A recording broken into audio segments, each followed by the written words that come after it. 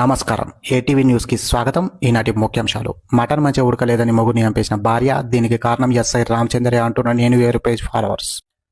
ఏం చూస్తున్నావురా బువదిన్? నన్నా సార్. మరి మటన్ ముంగట పెట్టుకుని నన్ను చూస్తావేం రా? మటన్ ఫెయిల్ అయింది సార్. అబ్బా ఓలండి రా.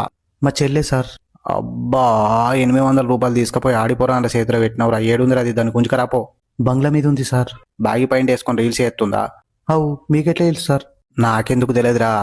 అది మటన్ పొయ్యి మీద వేసి నేనేది అన్నా బాగుంది కన్నా అంటూ నేను ముద్ద అటు తాగే అని పాట మీద డ్యాన్స్ చేసుకుంటా మసాలా మొత్తం గుమ్మరిచ్చింది. ఎవడు కూర ఎర్ర ఎట్లా కనబడుతుందో. అవు సార్.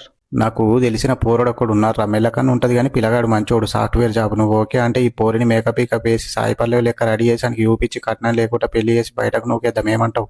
Okay sir. తర్వాత ప్రతి సండే మటన్ నేను తీసుకొస్తా, మసాలా నువ్వు వంకర. నా పెండ్లం ఉంటుంది సార్. నీకు పెండ్లైందా రావులే? అవు సార్. ఇప్పుడు ఎట్లా?